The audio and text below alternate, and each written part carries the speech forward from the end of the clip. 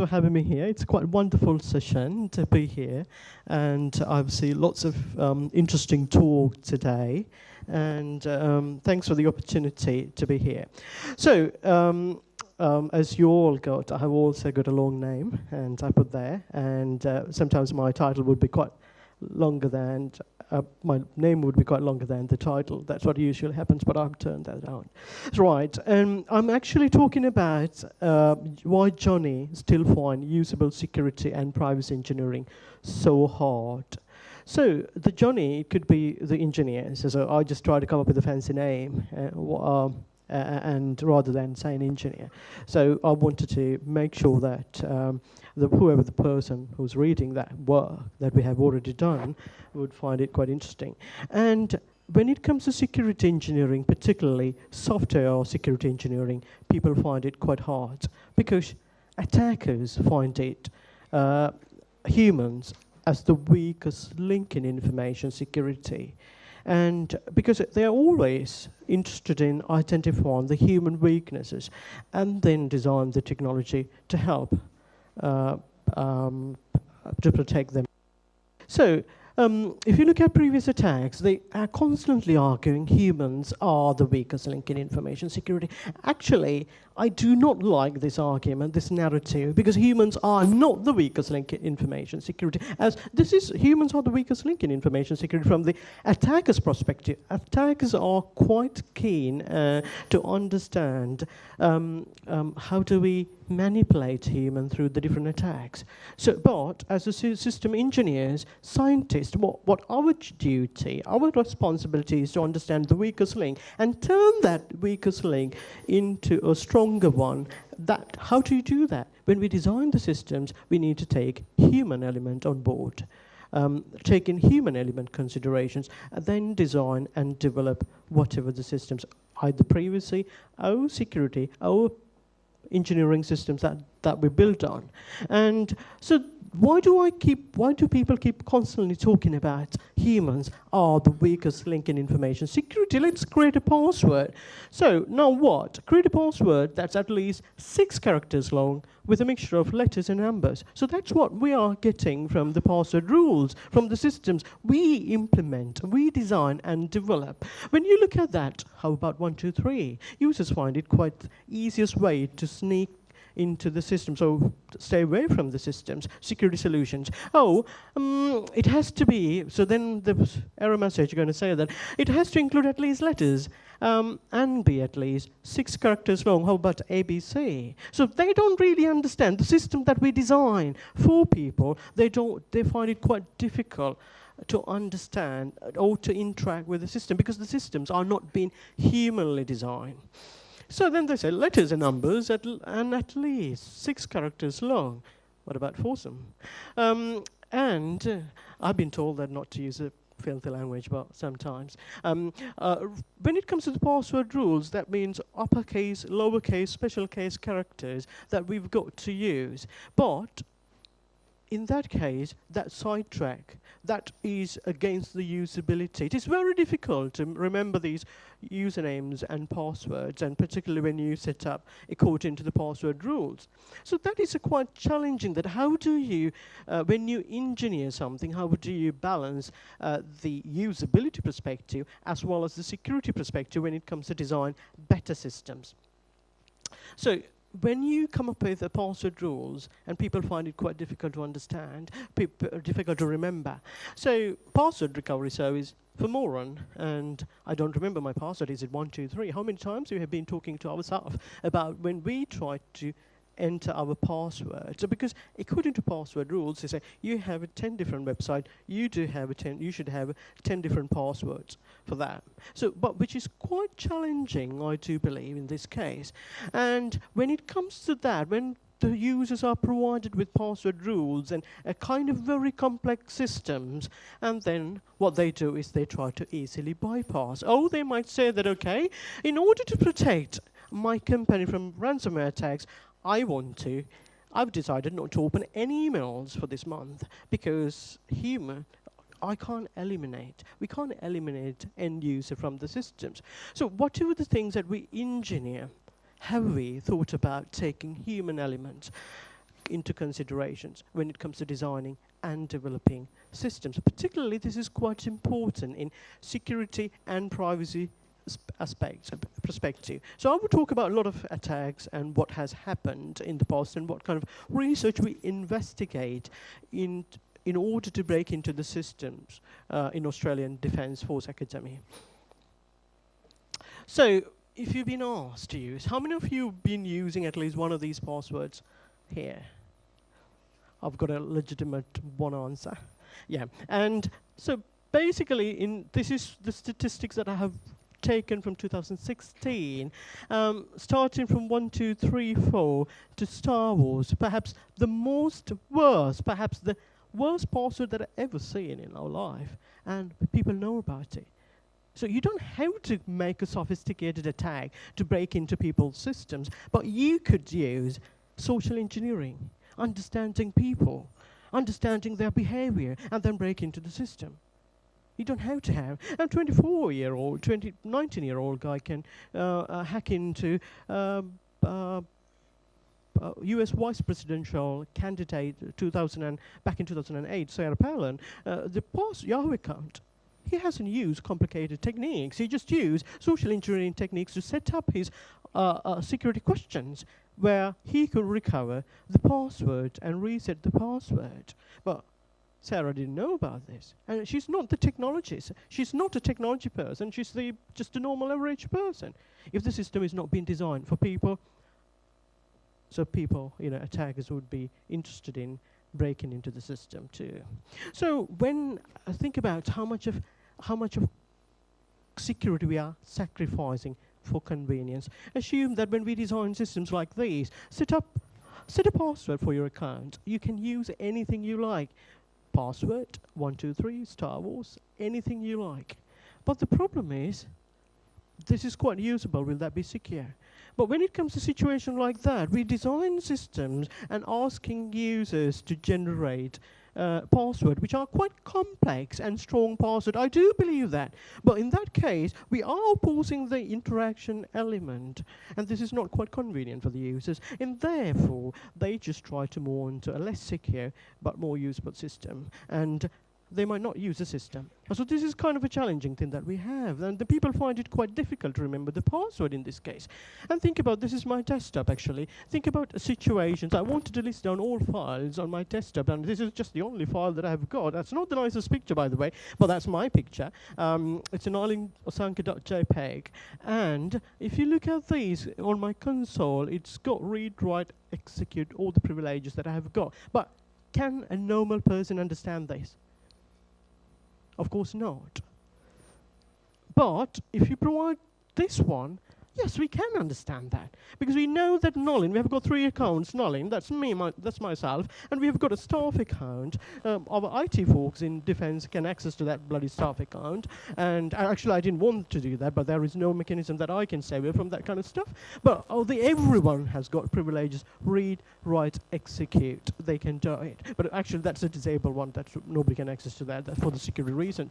So you can even change the admin privileges when you go there, if you've got the root access, admin access, what I'm talking about.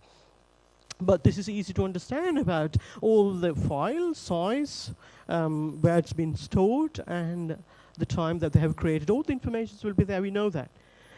But think about situations, and I've created another file called here, file.jpg and file.jpg. Don't raise your hands, those who believe both the files are same.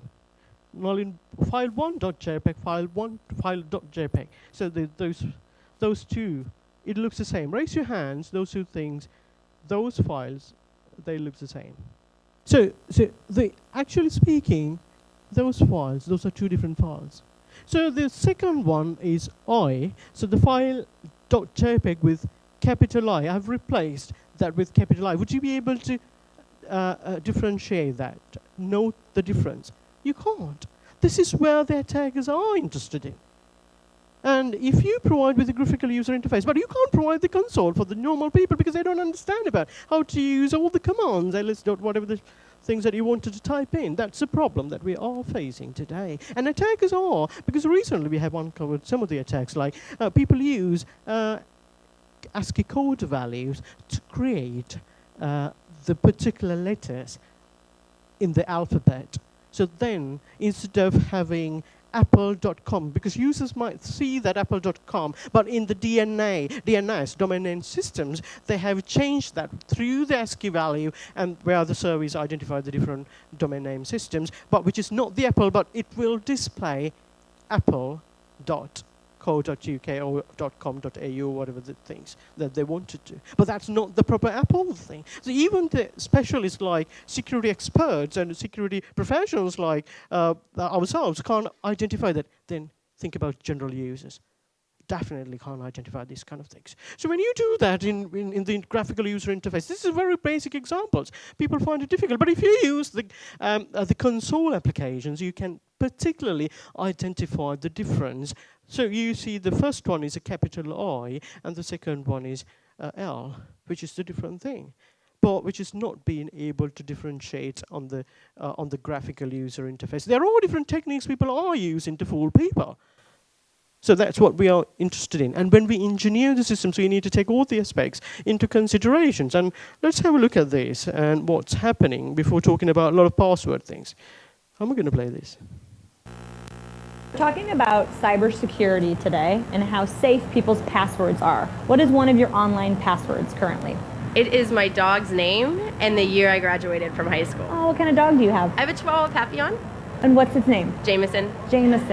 And where'd you go to school? I went to school back in Greensburg, Pennsylvania. What school? Hempfield Area Senior High School. Oh, when did you graduate? In 2009. Oh, great.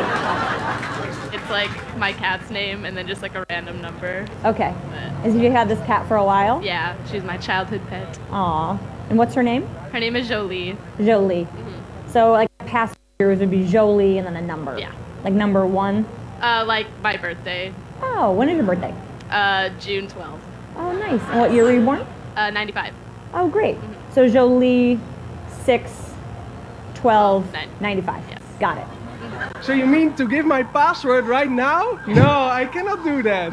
But we all want to know what it is so we can tell you if it's strong or not. Oh my goodness.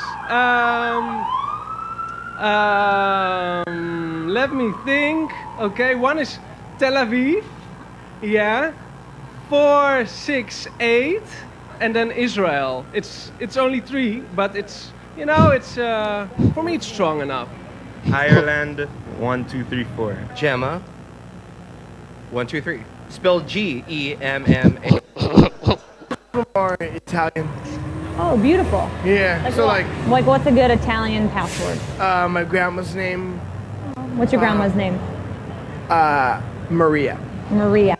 Oh yeah. He said that, okay, you know my password. So this is the main problem that we are facing today. So that humans are susceptible for these attacks. Attackers are not using any other strategies. I mean, we know that they use different strategies as well, but which is quite cost effective to use humans to manipulate and understand the threat models and break into other people's systems, because you don't have to spend a lot of time on doing that.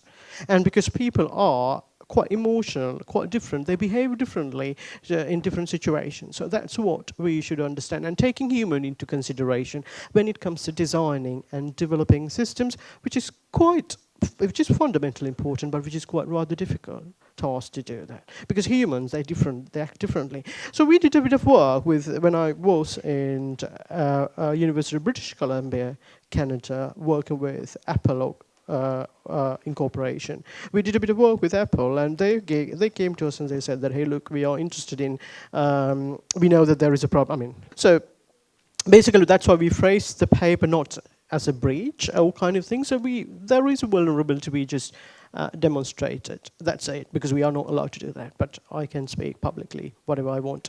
But on the impact of the Touch ID, the iPhone passcode, what we did, when Apple introduced their Touch ID systems, this is the architecture they talked about it. They claim their Touch ID is secure and usable. We did agree with the usability bit, but we did not agree with the security bit. This is how the architecture demonstrates how the technology works. So when you use Touch ID, initially, when you buy them off the shelf, or when you reboot your machine every time, mobile device or anything that you've got the Touch ID sensor, the fingerprint sensor, Touch ID, that's the same thing, and you're being asked to use a passcode, which is the stronger version of the PIN, uppercase, lowercase, special case characters, and so on and so forth. But if you've been asked to do that, which is quite difficult because the frequency of unlocking your mobile device is quite high, and that is a massive problem because every time you've got to unlock your mobile device, you don't want to put 8 digits or 10-digit passcode. So what they did was they introduced, when you boot up your machines and when you buy them off the shelf, and you can very first time you can configure your Touch ID system, the PIN or the passcode, instead of using PIN, together with your thumb. So the thumb is the usability bit, but Touch ID is the security bit. As long as you use a stronger version of the thumb that is particularly being recognized by the thumb, then and there you can use to unlock your mobile device with your thumb. But the passcode within the system is for the strong version of a PIN, which is a passcode, what they call it. But people did not know that. People still believe they use PIN. PIN is 128 digits, 4-digit, 128 bit. The permutation, if you calculate the 24, and I can easily figure out, you're writing a small mathematical script program, so I can easily figure out how you're going to break into the system and uncover your password, which is the problem that we had. And importantly, what Apple said is not there in the product. What we are talking about is when we are saying that whatever the nutritious, when we buy something off the shelf, eat something, or just to hang around with friends, or when we wanted to buy something, we expect something at the back, the descriptions, they explain something, but when it is not there, so this is not the right thing. So what they have done a massive good job, mathematically correct, they have nicely designed the architecture, but that hasn't been communicated to the user because you've got the Touch ID, you don't have a system to demonstrate how the Touch ID works to the people. So part of the problem was human are the weakest link in information security. Even people used to say that. I go to Apple Store, and what they said is, hey, put 4-digit PIN. And how many of you are familiar with people are saying that, can you put 4-digit PIN? They're particularly precise about 4-digit, why not 6, why not 7, why not 8? So after doing this, Apple changed their password policies, and we even particularly they introduced at the time, now they have changed the passcode totally because understanding that might lead to a massive security failure. So we identify the users, the humans otherwise the architecture is good, but people don't know how the system works. The architectures are so busy with implementing the architecture without taking human elements on board. But when people use it, they don't understand the systems and why my mum can't use the technology, why my grandmum can't use the technology. So complex. We design something which is complex and asking people to interact with the system, which they find it almost impossible to interact with the systems that we design. So this is my client client desktop, not actually laptop. I try to access to my client email address. I try to access to my defense clients. ADFA stands for Australian Defence Force Academy. And I find it, suddenly I just wanted to find out how encrypted my password is. Since I'm a member of defense, so I'm being treated as a kind of I assume that my information will be safe, particularly in a defense space, not from another university or another research organization. So, but when I looked at it and I found it, certificate is invalid. And who should we be blaming for?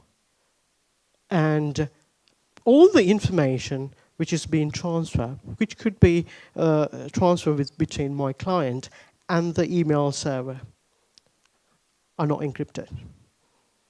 So this is the problem, which is not being digitally signed. So we use a third-party application. So this is the problem because the certificate is quite outdated. And we are on the defense page. It's a shame to be that we haven't protected ourselves, but we are so busy with protecting other people's asses. So what I'm trying to say is what we wanted to do, dig deeper and try to find out what had happened with that. And do programmers understand this? Who should we be blaming for? Because programmers are the ones who are implementing this. And they find it quite, because they're not the security expert, and security is not transparent to the user, because while I'm using this one, nothing will tell me about your information is unsafe, which all talk about is your information will be, the communication will be safe between your computer as well as the server. So I believe in that. But actually that is not happening like that. What is the problem? Who should we be blaming for? When I talk to the technical support, they ask me, what should I do? Oh, that's not my job to decide. Okay, so, and that's what we all say, because we are busy with other things, and if you try to put somebody else's one, I mean, we don't really want to take other people's blame. So that could run into that situations like that. And also I dig deeper and try to realize that how the encryption mechanism that they use, and they use SHA-1. And this is not very quite transparent to the end user, because one of the problems that we have here is SHA-1. We know that we don't know whether it's a SHA-1 or a SHA-2. It could be SHA-2, it could be SHA-1. SHA-1 has been broken already. SHA-1 is the secure hashing algorithm which is used to transfer the information. When you transfer the information between password and store in your data store or whatever the communications, everything will be encrypted before you transferring the information. Right, but however, Google found out back in 2014 or 13, I can't remember exact date, and they identified that we can easily break into SHA-1. SHA-1 is being deprecated now. And attackers know this. They know this. So they don't really need to come up with a fancy code to break into the system. If they use SHA-1, it's been broken. The code snippet is there online. I can use them. I can easily break into the system. Because this is not rocket science, you're using malicious code. And this is what happened in 2015. A Samsung smart fridge hack. What happened with, you have a smart fridge, you have the display in it, which is synchronized by your Google. So the synchronizations, the data transformations would happen between your Google server, email server, as well as your smart fridge display through the SSL, TLS, Transport Layer Security, or Secure Socket Layer, the predecessor. So what we do is, when you use that, it is digitally signed by the SHA-2. SHA-1 is, but Samsung, Samsung they can afford to have experts in security as well as program. They have enough expertise within the organizations, but they fail to identify the programmers. What they did is, instead of using SHA-2, they use SHA-1. SHA-1 is already broken. We don't have to come up with the rocket science to break into the systems. And when people knew that, it is easy. So that's what the Samsung smart fridge hacked. And we did a lot of research in this area to identify how do we protect people where the things have gone wrong, and how do we protect people against these kind of attacks. So the funny thing is, Malcolm Turnbull, in Prime Minister Australia, he was talking about all the apps and the website need to be upgraded to SHA-2 by the 1st of January 2017. Who should we be blaming for? Which was on the news. But the problem is, should we be blaming for the programmers, software engineers, IT architects, or penetration testers? They have no idea about what the hell happening here on this space, because they know how to run Nmap, Metasploit, all the security techniques, and it isn't anybody can do that, I think. Because you don't have to have extra skills to do that. It's running that and identifying how many ports were open, enable, how many ports were disabled. You don't have to have rocket science to do that. You just run the network mapping tool and just identify all the information there. It's like writing an audit. But the problem is, when we have these things, who should we be blaming for? And we don't know. Software engineers, testers, analysts, architects, or maybe software quality assurance engineers. They don't know what the hell going on this space, but they assume that, oh, right, we can blame it to somebody. So that is the problem with the security. And also, without this functionality, still that could work smoothly. Because security is not transparent to the end user, neither to programmers.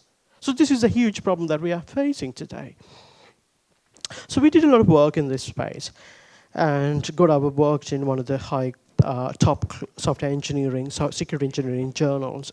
So we wrote something about my research group. I'm leading the usable security research group in University of New South Wales and Australian Defence Force Academy. So we got brilliant students, and we we ran an application to understand people's behavior, programmers' behavior, because everybody's busy with, you've heard about tons of words on news, medias, and everywhere. You've been hearing about end users we need to really protect the end users. Users are important, and humans are the weakest link. Users are enemies, they are stupid, they're crazy, and all sort of things we are using blaming on them. But the problem is, we were just rather than trying to make the world better, the end users, what we really wanted to think about, who the hell we are designing the systems. We really wanted to focus on the guys, engineers, architects, experienced software quality assurance engineers and the organization perspective. Who developed these bloody systems? And who makes this quite worse for people? We really wanted to identify. I'm not saying, it is not a blame for software engineers. It is a problem because we need to be able to identify what are the problems that they're facing, because they wanted to develop something fantastic to the outside world. But the problem is they're not security experts. Even small to medium organizations, they could afford to have people with technical skills, but they can't afford to have people with technical skills, security and programming. Those are two different disciplines. When I was a programmer, I was like I was so busy with getting the functionality implemented rather than thinking about any other things. So, and the people will come back to me and say that, oh, you've got to think about out of the box. I don't know what the hell you're talking about out of the box. Which box are you talking about? I have no idea about it. But the problem is, when it comes to these kind of situations, who should we be blaming for? And how do we make it better? But we really wanted to understand their behavior and how that behavior, programming behavior, engineers' programming behavior could lead to a massive security failure. We did a bit of study to understand. We evaluated real-world programmers to GitHub. We actually sent out 16,470 emails on GitHub and asking people to participate, because we know that they're the real people. We've got people with 4 to 10 years of experience who developing software in Java platforms, and we actually wanted to identify the mistakes, the behavioral mistakes that they make that could lead to massive security failure. So we conducted a study. We have looked at 4 different API in the original study. One is secure socket layer, how they implement the secure socket layer transformation of, when you use your browser to your server, whatever the server that you're trying to do, work with, communicate with. TLS, Transport Layer Security, or Secure Socket Layer. The other one we looked at a Google Authentication API. The other one we looked at OWASP API. The other one we looked at secure hashing algorithm, the one that I'm talking about. So I'm talking particularly today just one thing because I've got other things to just to talk about. So we've recruited 10 participants, 10 programmers actually, and asked them to spend with our laboratory-based prototype that we have designed actually in the living environment, in the programming environment. We asked them to embed the things. We gave them purposely insecure coding. We just store their password on the text file. Believe it or not, a lot of people still do hard coding their passwords. It's a kind of a joke, but I know that still people do that, and they store their password on text file. Raise your hands, those who have store your password at least one time in your life on your code. Raise your hands. Okay. So raise your hands, those who have stored your password on text file. I'm not talking about when it comes to programming, not just a thing. And when you write a coding to store your password. So this is the problem. And look, we are there to make people's life better. But we are making other people's life. I'm not blaming software engineers. I was a programmer and I didn't know anything about it. But this is the problem that we are leading to. But we need to find out a way to do that, so that's what I'm going to go. So, and we actually we use a bouncy castle API, application programming interface to implement secure hashing algorithms, and we identify 63 usability issues that could lead to a massive security failure. In each programming out of 10, we approximately identify 15 usability issues that could lead to massive security failure. That was a huge problem that we identified with our work. Where is this going to go? And I'm going to talk about a little bit more details about that. And when it comes to the script, we use actually, rather than SHA, it does the same thing, script, the Java version, which is quite fancy, and we looked at the literature and it talks about that it is quite solid. We use that method. Class, and they have a method called to generate the secure hashing algorithms to transfer your communication through and store on your data store. When we use that, if you look at the IDE, Integrated Development Environment, whether you use Eclipse or any other IDE, BlueJ, IntelliJ, or whatever, but they have a different version to their API documentation. Can we blame the programmers? No. this is something wrong with the whole system. This is the problem that we have. And programmers are innocent. They really wanted to make other people's life better. But the problem is that resources that they have provided with are not sufficient for them to do that. They don't really understand. They have 3 different methods. And if you use incorrect byte values, that depends on how strong your password is. And we identify if the programmer uses weak value for the parameters, the security of the password storage will be weak and it will be vulnerable to attacks. And if you use even the sort value, that could lead to a massive dictionary of pre-computed rainbow attacks. We identify that. Sometimes people use string over to byte value, because which is quite easy, because API says different things. And your programming tool will tell totally different things. And you don't know what the hell I'm going to do with that. But the beauty thing is, security is not transparent to you, because when you test it, you do see nothing. So not a problem at all. So this is a problem. And what happened when people use, because string is everybody's fancy thing, because you try to reduce hell of a lot of problems using string values. Those are immutable objects. Unless you explicitly invoke the garbage collector, you know what I'm talking about, your data will be remaining there. And if I'm the attackers, I can access to that information. People are using string values within that parameters. That's what we have been experiencing. So it will be there unless you explicitly invoke the garbage collector. You know, if I'm talking about a bit of Java thing. So that was a huge problem. The attackers could access this information. And also we observed the documentation of bouncy castle APIs not being readable to the end user. I'm talking about the users, I mean programmers. So whatever the things that you've got on the space, it is nothing wrong with programmers. I said to people, I don't blame on programmers or software engineers. The problem would be they don't have enough resources to do that. And they don't have enough skill set, the knowledge to do that. That's the problem that we are having. We observe a few other issues as well. And also I'm working on privacy space as well. So how do we embed better privacy or privacy into the application context that you do? Software engineers are responsible for doing that. Would you give your home address to a stranger if somebody bump into you while you're walking along the road? Of course not.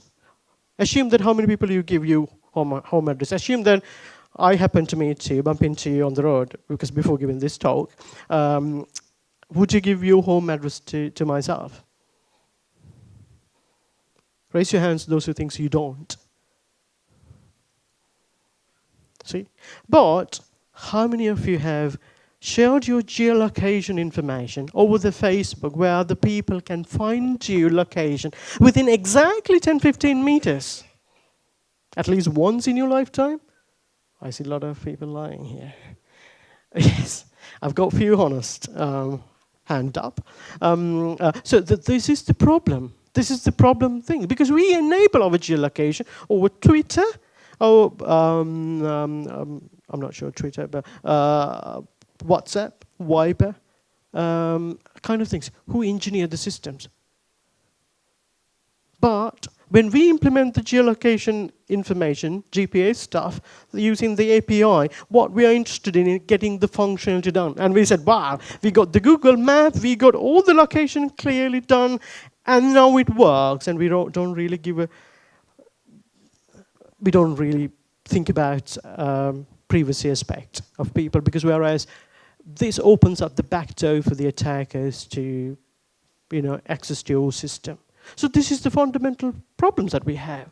And this guy failed to do that as well, because he thought in Cambridge Analytica thing recently happened, because people are using Facebook developers. Raise your hands, those who have used Facebook developer toolkits in your work. A lot of people. Honestly tell me, would you be able to use that? Would you ever use this Facebook developer if you can't access to Facebook users? Raise your hands, those who think you would do it. See, that's a fundamental thing. And there is no way that you can benchmark it, because I'm going to allow you to use a 1 gigabyte, 2 gigabyte. There is no mechanism that we can implement it. This is the problem. Facebook needs to survive. I understand that. Google needs to survive. Apple needs to survive. So that doesn't mean that they can't disclose other people's information to somebody through some people, like I'm talking about somebody, is the hackers through developers. So let's put it in that way. Be more contextualized. So this is the problem. And like organizations like Facebook, do you think that they did not know that? No, they know this, but they can't do it. That's against their business model. If that's the case, they have to shut down within 24 hours, I'm pretty sure. Not more than 48, precisely. So talk about this is one of the apps that we have in Australia, so AMI Safe Driver app, which helps you, which gives you roadside assistance when you broke down, when your car broke down, they will give you all this information. But the problem is their GPS log will find you, will not only reveal, where you travel, but how fast you drive, which route you take, which ATMs you stop at, and what medical clinics you have visited during the last month. So when you go to the toilet, you can't go and tell your doctor that you weren't drunk Friday night at XYZ pub, because the doctor can find out all this information from your toilet, because you've got a sensor in the toilet. So that calculates the urine, and that goes to the server through the mobile app or IoT device that you're going. You can't tell your doctor about that you haven't drunk. You haven't been drunk during the last, couple of weeks or whatever. You can't lie to people. So your previous information will be there. That's happening for the sake of good thing, but attackers are always interested in leveraging their attack through human manipulation. So privacy and security are not two things. They are quite same. Most of the security privacy breaches could lead to a massive security failure.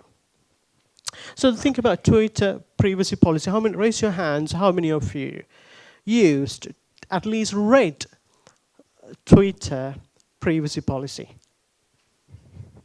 Well done, no one. How many of, I can't ask second question, of course, because how many of you understand what it is? Because privacy policy, we need to read that and we need to understand it. But has it been written in layman term? No. They are developing privacy policies. They talked about that, what kind of information they are collecting from you. Because it's your information, your privacy, that could lead to a massive security failure. That happens with Uber, collecting drivers and riders' information, the thousands of information. So when it comes to here, they are developing these policies, having lawyers protecting themselves mind rather than end users in mind. This is the fundamental, this is the crazy things that they have done. And think about that.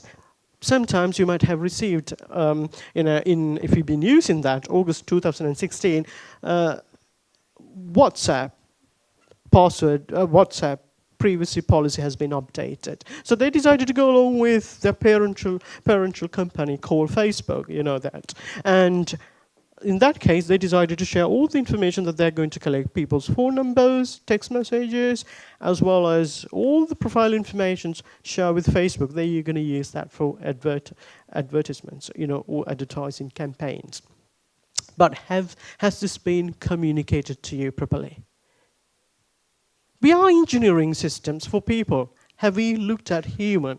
And when we even provide them with the updates, look at this. This is my Viber thing. And it says, it asks me to accept and continue before I give the privacy policy. What the hell happening here? Because they don't really want me to read the privacy policy. Who engineered this? Programmers, engineers, software designers, and with the support from architects. Massive organizations. So this is a problem. And when I breach the security issues of privacy, so they call me that I'm stupid and I'm crazy and I am like, they treat me as enemy because I don't know how to use computers. So what we did, we've actually tried to implement a systematic approach like software development life cycle and kind of things to embed privacy into software systems. We've got the Best Industry Research Award for this, Best Paper Award from one of the top class A industry-oriented conference. This is through the industry track. What we did, we actually did a little bit of work to understand how programmers, software engineers, embed privacy into the applications that they developed and designed and developed. We gave them a task, actual real laboratory study. We could afford to have them. And we investigated 36 software developers in software design tasks and provided them with instruction to embed privacy into the applications that they developed in order to identify their behavioral issues that could lead to a massive security failure. So here are the practical issues that we identify. Developers have practical issues when they attempt to embed privacy into the software applications because because they don't know about all the theories. We have privacy engineering methodologies. We have privacy impact assessment. We have privacy by design mechanisms. Like, everybody's talking about agile, but nobody's talking about all these things. They are quite worth as well. But the problem is we ask people to, look at little things and implement it, because when we find out, we overlook them. But how do we transform these mechanisms like privacy by design, privacy impact assessment, fair information practices? They're being designed by the lawyers and privacy specialists, privacy advocates, and top people in every government. But the problem is that it's not being transparent through the systems what we developed. But there is a huge gap between the two. But then we blame to the programmers or the people who designed the system, saying that they are crazy, they designed something quite impossible, because they are. Programmers' job is to get the implementation done, not to look at engineer the systems. And your CEOs, your top management is not going to support you to come up with the best security design, because they will come and tell you, tap on your shoulder Friday night, saying that, oh, look, if you're not going to get this one, I'm going to kick your ass. That's what you've been experienced that. Because we have a lot of pressure to hit the deadlines. I worked in the industry. I had the same experience, and a lot of people come and tell them. They don't really want it, and also then they will come and blame you. You're not creative. Yeah, you can't be creative because you can't work 24 hours a day. That's the thing. And we really need to, as organization architecture, hierarchy, we all need to be able to understand this space. There are so many things that we need to take into considerations when it comes to developing. And the concept may not work in software development environment. Sometimes one of the problems that we have is, you're working on a lot of pressure to hit the deadlines. And also you don't see privacy or security. It's not transparent. These are not the things transparent to you. And if you don't see that, how can you expect the end user to see that as well? So this is a huge problem that you're having today. And so when developers lack knowledge, their personal opinion, so when you don't have knowledge and expertise in this particular space, what would you do is you just go and talk to somebody and get their opinion and go and implement it. That's it.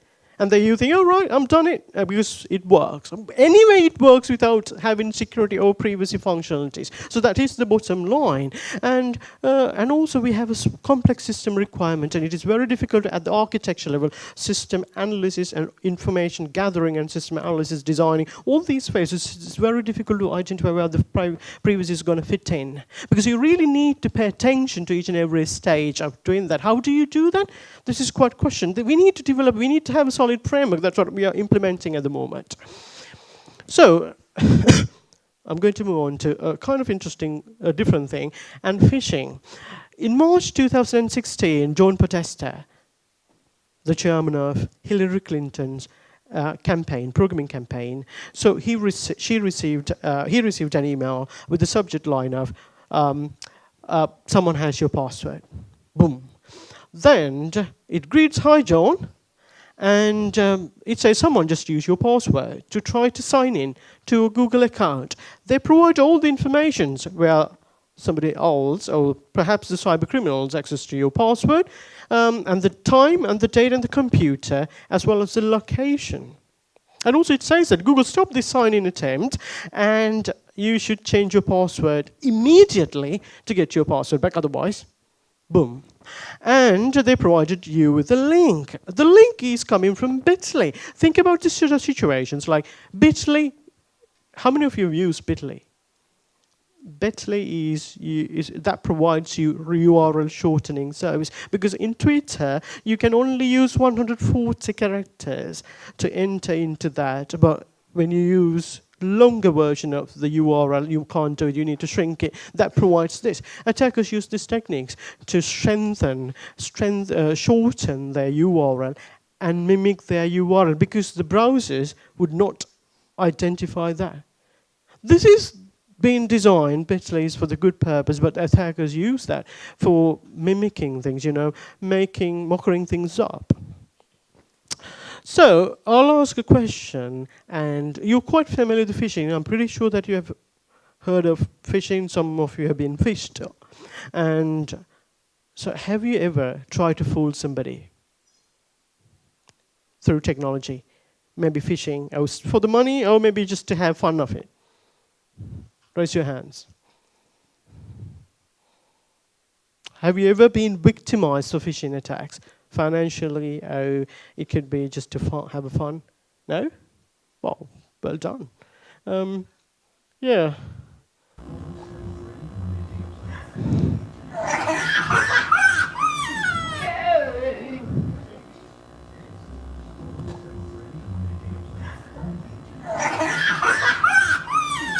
Right. Raise your hands, those who still think that you haven't fooled anybody, or you haven't been victimized for any sort of this kind of, maybe not for the financial gain, maybe social gain, or have a fun, maybe from your mum or dad or somebody else. Raise your hands. Not? I'm so surprised. Oh, wow, well done. I by myself, I've been fooled. That's what I'm here.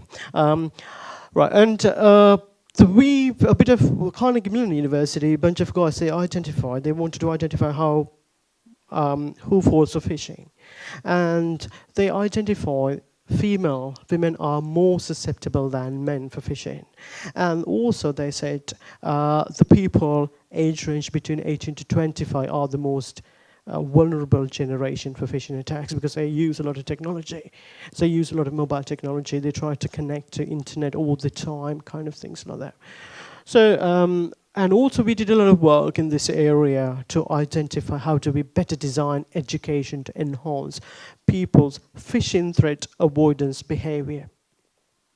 So we actually come up with that in this space. We developed a gamified approach to protect people against these attacks. So the interesting bit about the game is we've done a lot of work to understand people's mental model. So we were talking about all the attacks, we were talking about all the problems. Now, I'm going to talk about here the solutions that we wanted to do, but one problem, one particular solution that we wanted to come up with. And here what we do is, when we design educations, like look, when I was small, my father, I've been asked to go and get education. But they don't tell me about how do I get the education. And I find it quite very depressing and not interested in the way that I learn things. But why? Because if you dig deeper and realize you're not being why people don't like high school mathematics. They're not being interested in the design. For people who fail it, I don't think they're stupid and crazy. I think they are the genius because they identified this is anyway shit because the education it sucks. So I don't blame them, honestly speaking. I do agree with pretty much what has been said in the morning for a couple of sessions. And I think on that basis, we wanted to identify how people, their mental models, how their threat avoidance behavior, because we wanted to design technology for people. So how do we do that? We need to take the people's mental models on board when it comes to designing and developing technology. What we did, we tried to investigate what factors that could contribute, could influence to enhance phishing threat avoidance behavior. So we identify those elements. Once we identify those elements, we developed the storyboard with a kind of a nice story which exaggerate things in a real life. And then we wanted to transform people's mental model into a gamified app that teaches people how to protect themselves against phishing attack. Because this is a mental model we find. Because perceived threat, you should feel a threat before you take an action against that. You should feel like that is influenced by perceived severity and susceptibility. If it has happened, if a phishing, I've been fished off, and then I feel like, okay, I need to find out a precaution for this. But if otherwise I might not find it. Safeguard effectiveness, I should believe in having anti-phishing tools and anti-phishing education in order to protect myself against these attacks. What happened once we identified those elements? We wanted to find a way to incorporate this one into a gamified solutions. What we did. So this is a small fish and big fish who lives in a big pond. Small fish, the worms are randomly generated. Each worm is assigned either with good URLs, phishing attacks. So the legitimate one, the bad URLs, the phishing attacks. So your job is to identify which one is the best. Right. So URLs are one of the ways, the main ways to identify whether or not it is a phishing attacks. So what we did, and if you're not sure, you can go and find out, ask the big teacher, the big fish, so he will provide you some bit of consultation how to identify whether or not it is a good URL. So what we did, every time when you get the right thing, the score will get incremented by 1, and then you get at the end of the day, once you qualify some badge. So what we want to identify, this threat model, randomly generated worms are either assigned with that. So you perceive threat, you see different URLs. And if you hit on the wrong thing and you see you lost a life, susceptibility and severity, if that particular thing happens, you lost your life. Or you can't score. So that is the thing. And likewise, we incorporated these things. And we did a pre-test and post-test. Before playing the game, we recruited participants and asking them to do a test. And after playing the game, we asked them to another test. So then we tried to understand how the awareness has been increased. And also we wanted to identify their mental models. While they're interacting with the game, we collected what their thought process, what kind of strategies that they have occupied to differentiate phishing attempts from legitimate ones. And we try to understand how that reflects on the framework. Their mental models we identify. This is kind of a reverse engineering things with a bit of psychology we understood. So here are the pre-test websites we have shown them. And interestingly, we identify that awareness has been increased by 28%. And also we identify that their mental model reflects on their psychological behavior. So the problem then I said to myself, and look, we have been educating people throughout the generation.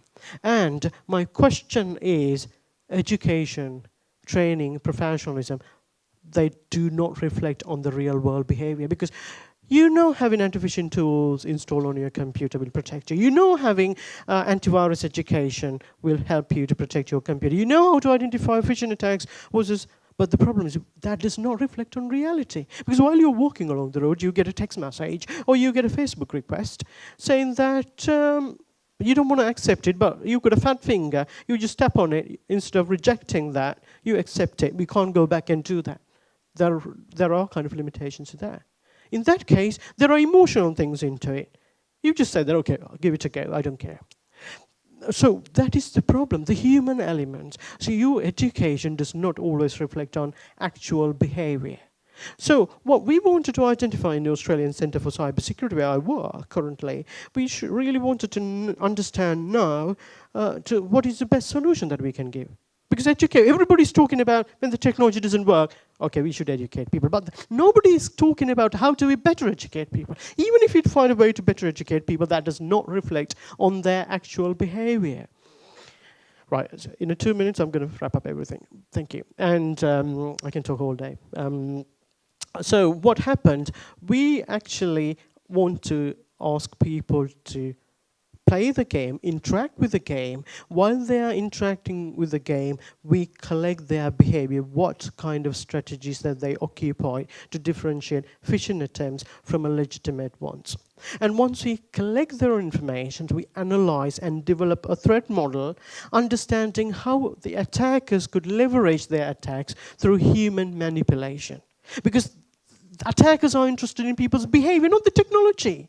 Technology is so solid and it's been nicely built up and we don't have to worry about it, but they're interested in that. We can't collect people's behavior, it's quite difficult, but we use a gamified approach to actually collect people's strategies, their behavioral things, how they differentiate phishing attacks from a legitimate one. By collecting that information, we develop a threat model understanding how the attackers could leverage their attacks through human manipulations. So in this space, what we are going to do next is we can use this threat model to advise the organization, hey, look, if you really want this one, and we can find out how weak your employees are, and how do we strengthen the weakest link. We can develop procedures, cybersecurity policies, privacy policies. We can identify what kind of training you need within your organization. We can identify what sort of technical tools you need. Technical countermeasures, non-technical countermeasures, human countermeasures, and organizational countermeasures. We can collect all this information to back them up. That is the one that this is leading these projects. So I'm actually in charge of all these projects that I've been talking about. And if you're interested in any of them, I'm more than happy to talk about. And also we are recruiting PhD students if you've got a first class honors degree. That's a bit of marketing here. And I'll take this opportunity, perhaps take the question if I have time, or otherwise I'll say thank you very much. The certificate issue that you showed about your defense academy, that the algorithm, I think it's incorrect. So that SHA-1 and SHA-2 both are still valid for the certificate fingerprints. So if you check the Google certificate or any other certificate, both are still valid. Yeah. So what is not valid is actually the signatures hashing algorithm, which is different from that. Yeah. What my point here is, when you use that, if you look at that SHA-1, because you don't know, when you developed it, we don't know how it's been encrypted. It is not transparent to the end user, because even if it is SHA-2, I understand that that shows a SHA-1 in the bottom line. That's what you were talking about. That's true. But the problem is that is kind of misleading the user, misleading the programmer, because he doesn't know. Even assume that you're working in the organization and you found a wonderful job and you just want to leave in the next day. And I'm the one who's going to take care of the rest of the work. And then you implemented it. I don't know whether or not you've used SHA-1 or SHA-2. Because it doesn't show me that. If you look at the last one, it could have been used SHA-1 or SHA-2, but we don't know.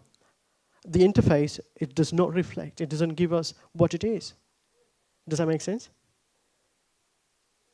Any follow-up questions or anything? Yeah, that's the whole point that we identify, because there is no way of testing security. Because we don't know. Is there a way that we can just, rather than dig into the code level, we can't find out that from the interface level. And even the configuration is incorrect. So that was my whole point. Yeah, I think, if you're talking about, this is a massive thing. From the user's perspective, organization's perspective, from software developers' perspective, which one you want me to answer? I have the answer for all of them. Drawing the line. Okay, so from the software developer's perspective, assume that whatever the things that they use, we need to make that better for them, because they are not the security expert. That's what we are investigating, because we can't provide with a solution saying that, hey, use XYZ things, use PQR thing, because unless you understand the space. Because we really want to identify what are the problems that they're facing, what are the behavioral issues that they have, and then provide the solutions. We are developing a systematic approach, helping software developers to embed security, particularly security APIs, into the application. Because problem with the security API, because Facebook, Google, Apple, and all the organizations, they can afford to have software engineers with security expertise. But small to medium organizations, sometimes you do, kind of sole companies, like individuals, they develop their systems and sell them. And they are not security experts. In that case, how do we need to have a framework. We need to have a systematic approach for helping them and helping them to implement security, particular security APIs, into the application. So when we provide them, not only that, but also we need to have a framework to test it. We can't ask software quality assurance engineers to test security because they have no idea about how the security mechanism works. It is quite unfair to ask them, and when there is a breach, we blame on them. This is so pathetic, I do believe. So that's why we need a lot of research in this area, helping people to come up with a framework, because we have a software development life cycle. We talk about agile, we talk about extreme programming, we talk about a lot of things, Scrum or X, Y, Z things. And why don't we talk about these things? Because nobody has talked about it in privacy, because privacy is important. You are dealing with people's information, you are dealing with people's life, and when it comes to that, humans are important because other people are making money out of your information, your privacy. They are selling your privacy to somebody else for money, which is not something we should appreciate. So the problem is, in a software developer's perspective, we really need to help them. They need more resources. That's what we really understood. And end user's perspective, whatever the system that we design, we need to be able to humanly design the system. It is not just designing another XYZ system, so stock control, inventory control, even the small things, not just designing something. We really need to see their interactions. I like the way Dave talked about in this morning session, so even after that Peter talked about it. We need to have empirical evidence. And I'm quite glad people understand industry. And because I'm working with Google and Facebook and I worked with HP, we understood, they really understood about the importance of the research, but some organizations, they can't afford to have that kind of thing. So that's why they have all sort of problems, because they develop systems and they just, deploy the system at customer side and they test the use a quality assurance engineers to test it, but they are testing integrated testing, alpha testing, beta testing, functional testing, all those little testing. But the problem is human testing. Nobody's going to do that. And that could lead to a massive security failure. You can't fix it again if there is a security failure. So whatever the system which we design, we need to take human element into considerations when it comes to design and develop technology. And also we need to find a better way of educating people. How do we better educate people? How do we better train people? We are not just training for the sake of it. We really need to identify what are the weaknesses, what are the problems that they have, and then design, which is unique to the organization to organization. Because sometimes if you have the same bank, and I'll talk to the bank, and I'm with their research team, so NEZ has got different strategy to NAB, National Australia Bank. They have totally different, but the business looks the same. But this is a fundamental problem that we have. And we are providing a solution, assuming that all of them would find it, because they use a different mechanism, they use different ways of developing their systems, they're developing their business, even manual systems. So that is the huge problem. And this is quite complex issue that we've got to think about as a software engineering mechanism, what I call software security engineering. Okay. The problem is not the technology, the problem is the human who are using the systems. When you design the architecture, you need to test it with people in a very solid way. Otherwise, that would ruin the whole aspect. Because the problem is when they got the Touch ID, because people thought, okay, I can still use, it works with 4-digit PIN. But the problem is this is not, when they invented the architecture, this is not what they have been expected people to use, and that's not been addressed in the architecture. What they have done a fantastic job in security architecture, designing of the Touch ID things, but that did not communicate to the end user. That was a problem that they face. So it is not the coding. I understand we use a penetration testing. If you really wanted to identify how many ports enable, how many, that's what I said. People are so busy with developing penetration testing tools, using Nmap and Wildshark and all sort of things. But the problem is that tells you about system level vulnerability. But the problem is attackers are not interested in that bit. Attackers are interested in human vulnerability. They can easily break into the system. So that is the problem. And we need to be worried about, we need to get ourselves busy of implementing human firewalls rather than technical firewalls. Because humans are the weakest link in information security from the attacker's perspective. Yeah, SHA-1, the digitally, yeah. And so those are when it comes to security algorithms. But the problem is, the interesting bit that we found, I'm not sure, this time is quite crucial. Interesting thing we found is a lot of programmers, what they do is they just go and Google it.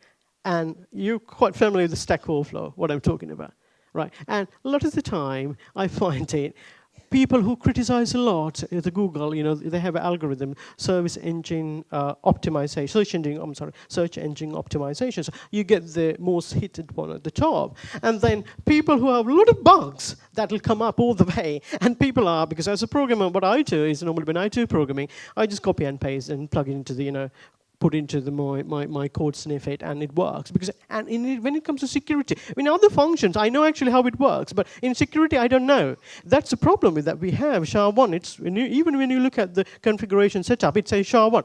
I don't know whether or not it has been SHA-2 or SHA-1. I have no idea about it. There is no way to test it unless I just dig deep and find out how the code, how we have implemented the code, which is not reflected to the engineers.